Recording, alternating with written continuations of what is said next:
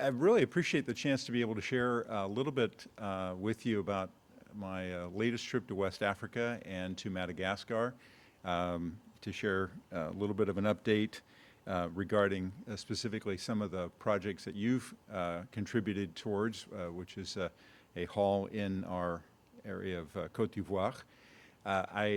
There's so much to share. I've tried to just limit it here to a number of slides that hopefully convey what's going on there. So the subject here for today are where the stars are on the map. So within Africa, West Africa, there you'll see two stars, Ivory Coast or Côte d'Ivoire and Benin. So I'll talk about those two, and then also about Madagascar, which is in East Africa, the island there off the eastern coast of Africa. So first I want to talk about Madagascar. Madagascar is about the size of Texas or so. It's a little bit smaller than that, but fairly big, and not that populated. The entire country is like a giant national park. It's got to be one of the most beautiful places that I've ever visited. Really remarkable. I never went to the beach either. It's very well known for its beaches. Most tourists go there for its beautiful beaches. But I was there in this place where the three stars are mentioned. Antananarivo, Anserebe, and Sermonette. It is an interesting mix of, and we'll see if I can play this. We get a little bit of, there we go. It's a very interesting mix. It's not Africa, it's not India, and it's not Europe. So imagine all three of those places in one place. It's got that mix of all of them. I was there for 10 days, and during that 10-day visit, covered a lot of ground. I arrived on a Thursday night, actually Friday morning, about 1 o'clock in the morning, and at 8 a.m. The group met me to take me to about 200 kilometers, what is that, 140 miles or something. 140 miles would take you about 8 hours driving.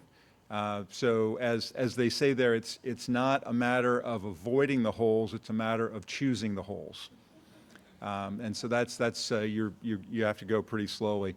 We got about halfway there, and we stopped at this place I shared, and we were advised that there were bandits on the road and that we needed a police escort to continue.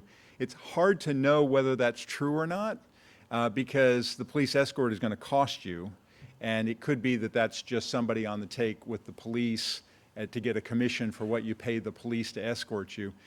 We ultimately decided to not go with the police escort. I didn't know how I felt about that, honestly, but we continued about another quarter of the way there, and the rain was so bad and the mud was so bad, by that time we were off paved roads, that we just had to turn back. And so we didn't actually make it to our destination, which is a longer story I can tell you.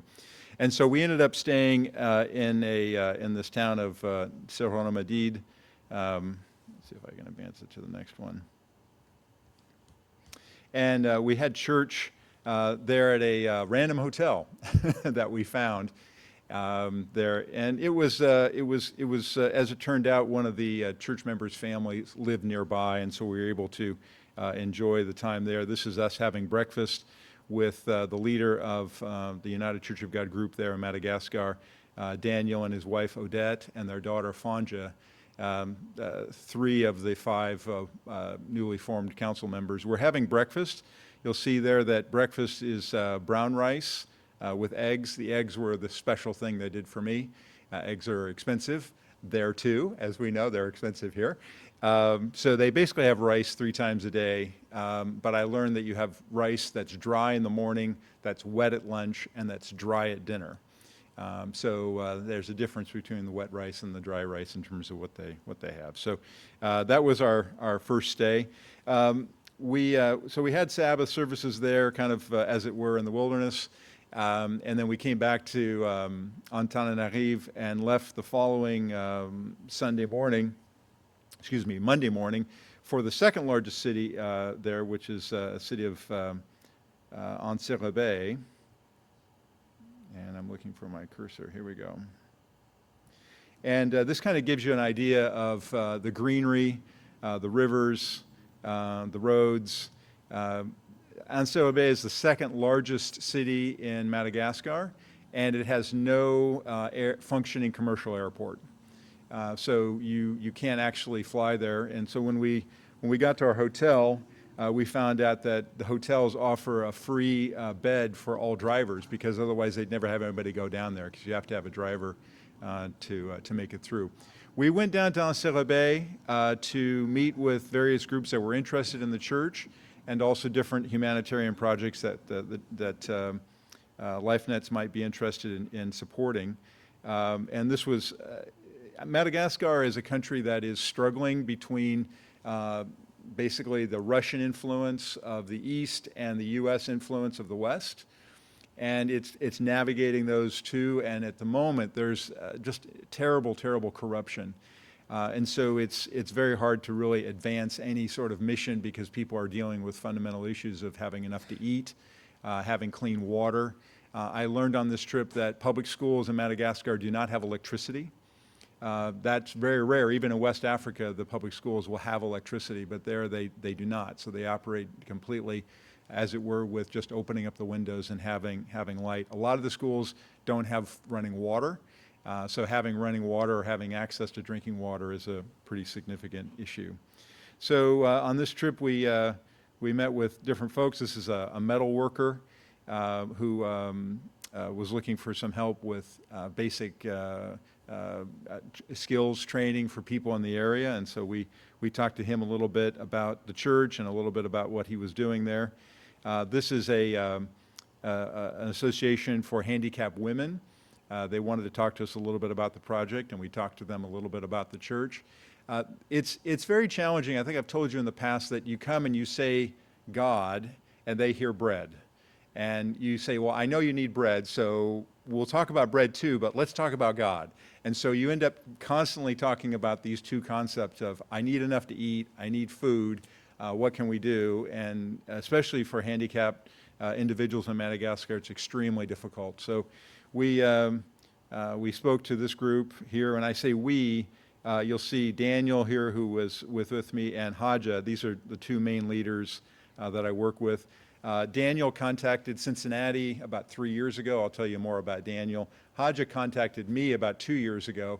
They didn't know one another. These people never met before the church, and now we're all working together, and it's very interesting to see how those things have come together. This is an association. This was sometimes this is done. I feel rather embarrassed and a little bit bothered, honestly, because what they do is they're in desperate need. They know you're coming, so they assemble 200 people, and you show up and they're clapping before you even arrive. And you're like, hold on, I haven't said I'm going to do anything yet. And so this is a association that supports a school that's next door. They also make soap, and they make cheese.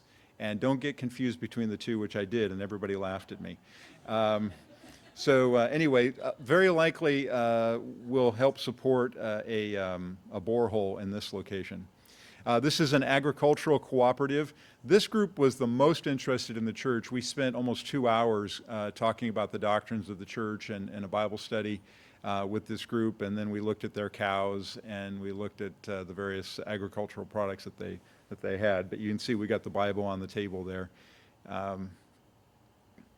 So we basically had 2 full days visiting various groups and talking about the church, and Haja and Daniel will follow up. The next day we did 3 baptisms. This is Haja and his wife, Nivo and Nicholas. Nicholas has been joining us on Zoom on the French service for the last year, and Haja and I have been talking for 2 years. I haven't been there in a year, and so Haja was desperate to be baptized. I'd been speaking to him over a year and a half, he and his wife, so it was just a matter of timing of getting there.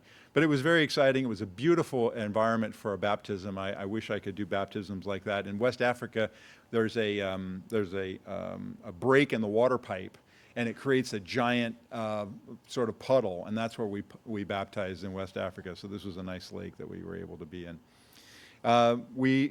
Daniel and his wife Odette are donating land and using their tithes now to construct a church hall for us. And so this is, we went to go see the church hall under construction there close to their property. And then this was we spent about a day going through administrative matters. So this is the administrative council. You'll see Daniel there with Haja, Fanja, Adet, and then Henry on the far left on my side. And we spent basically a day just going through how are you going to be set up. In Madagascar, you need 100 people to have a church. And so they already have 5,000 followers on their Facebook page. And again, this is, they're just doing this. They're very passionate about what they're doing. We've got about 30 people that are attending now. That's double, and I'll tell you about what happened here in a moment. So we went through how frequently they would meet, what the agendas would be, how they were going to do their speaking schedules, who was allowed to speak, who was leading songs, where they were going to meet, how frequently they were going to play messages from Monty Knudsen in Arizona, messages from me in French, and so a lot of details going through there. You maybe saw in the Home Office update that I was invited to speak to another church while I was there. It's an interesting turn of events where there's a man who is on our regular French service each week, who is friends with the founder of the largest Sabbatarian church in Madagascar. The numbers are very hard to actually pin down. France 24 says they have 1.5 million people who are part of this church in Madagascar. I think the numbers are probably closer to 500,000, but I think we're at an order of magnitude different than what we're used to dealing with, right? And so I met with this man last year. We had a really good conversation. I asked him if he had taken his beliefs from the writings of Herbert Armstrong, because the name of their church is Apocalypse, which is the word in Malagasy for apocalypse, which is the word for revelation. So they take the name of their church from the book of Revelation. And pretty much their teaching is almost like 99% of what we teach in terms of the meaning of the book of Revelation. And he says that was not the case. He said that Herbert Armstrong's booklets were brought to his attention after he began the church, but it's remarkable how similar they are. He was a Seventh-day Adventist, and he left the Seventh-day Adventist church because he felt very strongly that the only sign that Jesus gave of his messiahship was that he would be in the tomb 3 days and 3 nights. And from his studies, he came to believe that that was a Wednesday, and that Jesus was crucified late or resurrected late on a Saturday. And he was told by the Adventists that nobody teaches that. That's absurd.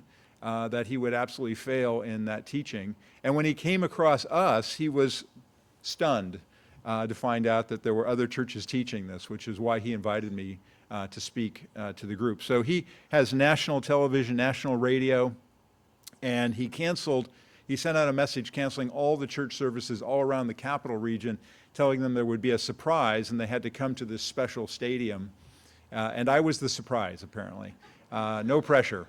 So he invited me to his home on this trip. We had dinner on Thursday night. I knew he was going to ask me to speak, I had been told, and so he asked me, and I said, well, what do you want me to talk about? He said, talk about whatever you want. And so then I sent out an email to about 10 or 12 people asking for their prayers. I didn't know how many people would be present. There were 8,000. He said there were 10. Most of the estimates we came with 8. And that included the whole thing of walking in with big televisions, and I mean, there were people filming and drones filming, and the whole thing. It was a very strange experience indeed when you're speaking to that many people.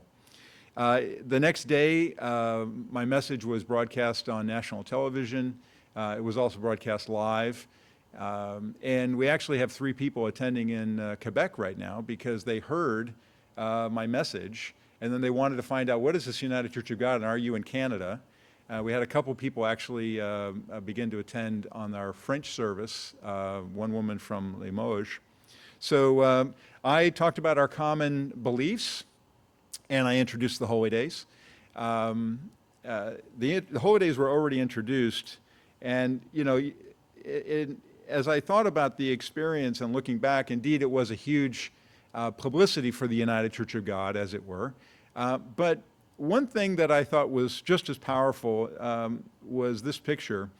This is a picture of Daniel and his wife Odette, and you'll see they're on each side of this couple here. This is Pastor Mayol. He's the founder of the church. Pastor Mayol also ran for the presidency of Madagascar. He finished 4th in 2018. So he's a public figure. He desires to run again. He actually came to prominence because he was the whistleblower on Russian interference. The Russians went to the top 5 candidates and paid them off. And when they came to him, he told people about it and likely why he didn't win. And then his wife. And so Daniel, who is the leader there of the United Church of God, who contacted Monty Knudsen a number of years ago, used to be part of this church. In fact, he was the head of their doctrinal committee. And Daniel came to understand that the holy days, just like the Sabbath, were to be observed, including second tithe and the feasts. And Daniel actually contacted Pasadena in 1973 during the Worldwide Church of God era and asked for a visit, and no one ever came. And it's a very long story. He ended up being baptized 50 years after he first contacted the church in 2023. So Daniel was convinced about the holy days. He was in this church, and he began to preach that people needed to keep the holy days. And he was unceremoniously kicked out. And it was a lot of hurt. This was 5 years ago. And when I was invited, he and his wife were not happy because they did not have good feelings about Pastor Mayol and his wife. Actually, Pastor Mayol and his wife are actually a very nice couple. It's the one of the men under him that in particular was not very kind about it, who interestingly wasn't there. And I told Daniel that, this might be the time to close that chapter. This is an opportunity for him to come. I could invite anybody I wanted to. I invited 10 people. I invited basically every church member who was able to come. And so we all came together. And this was reconciliation for Daniel and Mayol. And the fact we got this picture was very meaningful to me, that they were able to close that. We're who we are. They are who they are. And we can be friends even though we have differences. We'll see. Pastor Mayol and his wife want to come to Cincinnati. I've invited them. I've talked to the council. The council's agreed to have them come. I've talked to Mr. Shaby. So in August, they may end up coming. And he wants to come to church. He wants to attend ABC classes for a day. He really wants to understand more about who we are. I don't know where that will go, but I would say it's probably one of the biggest megaphones for God's truth that we've had in a long time in terms of preaching to literally like 1 million people. So it was quite an interesting trip. I'll switch. I could say a lot more about Madagascar. I'm trying to keep this in under 20 minutes. There's a lot to share.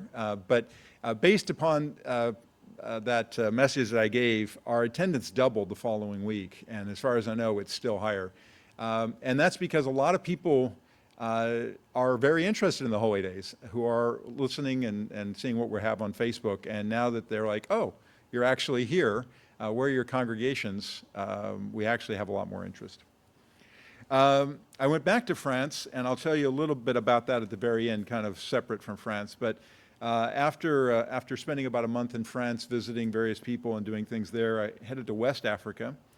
And I'm excited to share that we have 2 new congregations in Ivory Coast due to really the evangelistic actions of the people there and their passion for sharing the truth.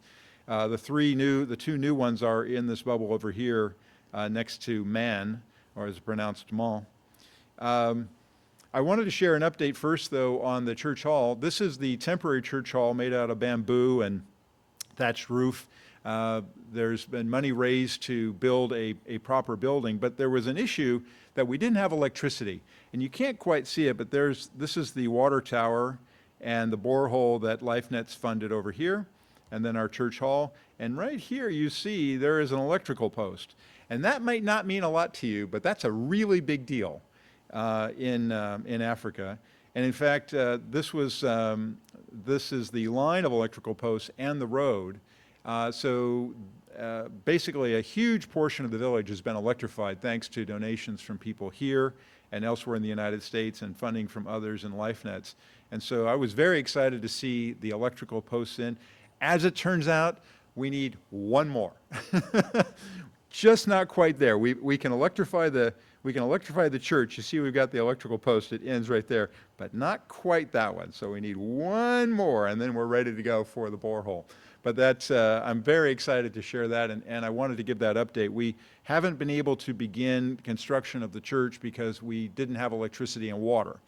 And we are very close to having both, and then we can actually begin the construction. We have 2 hectares, which I can't remember my conversion, but it's a decent amount of land. They're already raising cassava on the property, and there will be a farming cooperative around that. They're also going to be raising chickens and goats, which I know doesn't sound exciting, but it actually is a very profitable enterprise there. And they're going to be using we'll be employing church members and then using the profits from that for the maintenance of the building. So between the farming cooperative and raising chickens and goats, and then for the water, we'll have to have a slight amount of purchase price for the water because we have to pay for the electricity. So we have to monitor that as well. So we're basically creating a lot of employment and some profits associated with this. And we're really getting a lot of attention. Once those electrical posts went in, I mean, everybody around is like, wow, you've got water and power. What is this church that you're part of? I want to know more about this church. Again, on the theme of reconciliation, so you see me here with Mamadou Tokpa and Albert Olai. These are the 2 leaders. This is Martha, Tokpa's wife, and then Catherine. These 4 people are really the backbone of the leadership of the northern part of Ivory Coast. And I do really mean that, 2 men and 2 women. Catherine is a widow. She's in her 50s. Martha and Tokpa have been married for more than 30 years. And they are a great collaborative team, all 4 of them working together. The man we're with here, his name is Philip. I met him in 2017. Philip became discouraged and upset about things that were going on, again, long stories, and he left in 2018. And he contacted me last year and began to ask about whether he could come back. And there was a lot of hurt among these people. Philip, when he left, he actually took tithes. He was responsible for the tithes. He took the equivalent of $100 in tithes, which is an enormous amount of money there. He said some things that were hurtful in church. He said things that were hurtful out of church. And it was a very long, arduous process of about a year of working through that hurt and that difficulty. And I'm very pleased to say that Philippe is now attending with his wife and his kids. And this was the kind of the final moment where everybody said their piece. And I wondered how it was going to go, because in Africa, when people say their piece, they often yell.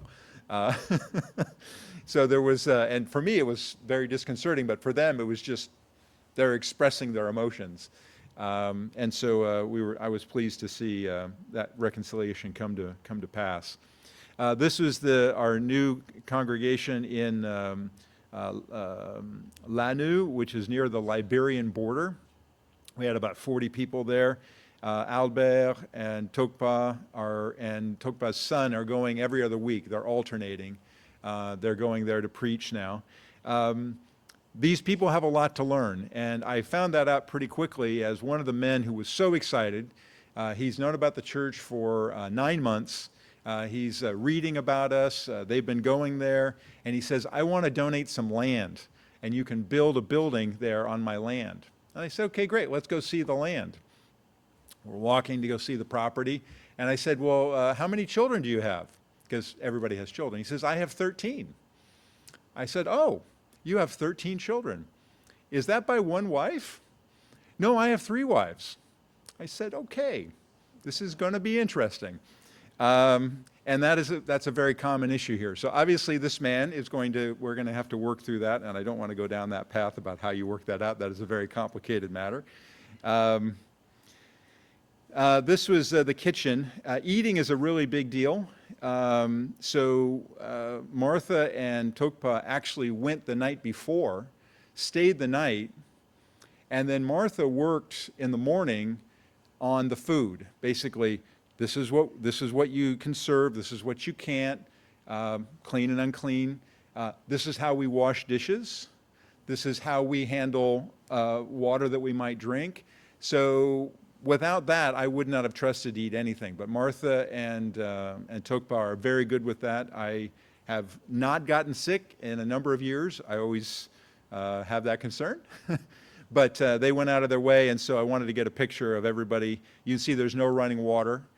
You basically have charcoal on the ground with pots, and that's how they manage it. By the way, there's a witch doctor who is convinced now of the truth. We talked at length with him about his life and experiences, and it's remarkable. Again, the people you meet in these circumstances.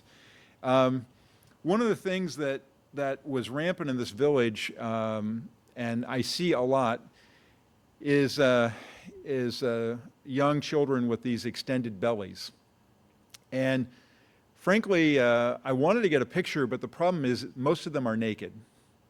And I didn't want to take a picture of a naked child. I can't show that. This little boy happened to have a pair of pants on. And so I turned to Kurt Hoyer, who was traveling with me, and I said, Kurt, quick, grab my camera. I want to get a picture. I tried to get it such that, you can know it's me, but I didn't want my face to be seen. I wanted the focus to be on him. This is a vitamin deficiency, and this is also a lack of clean water. This is a village of about 5,000 people, and it's a little difficult to go on these trips. I tell people that when I see these things, it's very hard, because as much as we want to help, there's very little you can do. You can put in a borehole and maybe help with 1,000 people or so, but this is why we pray God's kingdom come. The next day, we did 5 baptisms, and I'll tell you, when you have to counsel this many people, it's very tiring. So Kurt and I we basically divided the group of 10 people in 2 groups of 5. Out of the 10, we considered 5 to be ready, and so we baptized 5 people. And we have Kurt Hoyer there, who accompanied me on this trip, Mamadou Tokpa. Albert is up here, and it really was a beautiful scene. Albert was reading the ceremony line by line, almost like you would recite your vows. And then Tokpa would repeat it either in French, or if the person felt more comfortable in local language, he would say it in local language. And then Kurt was there to supervise, to make sure that the people actually got under the ground, under the water, excuse me. And then after we were done, then everybody broke in song, and we sang, and then we did the laying on of hands. Finally, I went to Benin. In Benin, we're building this language and literacy center. You might have seen, but the Ambassador Bible College class this year raised $8,000 in their fundraiser 3 weeks ago. LifeNets Australia has donated $3,500, so they're on their way. They're doing literally backbreaking work, digging up stumps by hand, and then they're making bricks on site. And so that project is underway, and we're getting regular updates from them. Interestingly enough, because of this, again, people are like, what is going on? We've had this property for about 2 years. We've been going out. There's been a lot of back and forth. I met 3 people who are very interested in the church, and I said to the leader there, Pierre, what's going on? He says, well, every time I come out here, I preach. And so there's about 20 people who are just there who are very excited about the church in that area. So everything's by word of mouth there. I wanted to finish by sharing a story about Geneva. So when when Maurice and I were in France, I met with a man and his wife who attend with another church organization. In fact, he's a minister in that organization. And after the feast, he contacted me asking to talk, and he said, well, next time you're in my area, if you come by, I'd love to see you. We had a very long conversation, 6 hours. We started at noon and finished when it was getting dark. The next day, he sent me a very respectful email, and he asked me, excuse me, if we would be open to he and his wife beginning to fellowship with us. And we've known this couple for a long time. My father-in-law actually baptized him, and I remember him when my wife and I were in Bordeaux. We were married in Bordeaux, and that's where he was living. And this man's wife actually was at Ambassador College and worked in the French department with my wife, and so Maurice knew her for many years. And we felt very comfortable with them beginning to fellowship with us. I had to keep, obviously, Mr. Shavy and others informed because he's a leader and the pastor of the Geneva congregation for this other organization. I got advice from Aaron Dean, Darius McNeely. And so while I was in Ivory Coast, he called me up and he said, I really, really, really would like you to come to Geneva and speak to the people that I pastor here. And that is very fraught because obviously we're not here to pull other people away from other groups, but they wanted to stay together and they didn't know much about the United Church of God. And so I cut my Africa trip short and I made a special trip to Geneva 2 weeks ago where we paid for the hall, and I met with them and I spoke. And today we have a small congregation in Geneva of about 12 to 14 people, part of the United Church of God. And this is now the information on our French language website, and it's also on our English language website. And we're very excited about having Roland Lecoq as the pastor there. Mr. Shaby's asked me to write up something for the Home Office update for next Thursday. So I'm telling you something that you'll read about there. So a very encouraging trip on a lot of levels, and again, I've gone way over time, but there's so much to share. Thank you for your support financially for some of the things that you see here. Thank you for your prayers for me, for protection and different things. I found out my counterpart in another organization was in Congo at the same time, and he was held up at gunpoint and robbed with his entire party. So these trips are not without some danger in that way. I don't go to Congo. Congo is more dangerous than where I go. But anyway, so thank you for your support. And if you have any questions about that, we can also answer them during the sermon chat.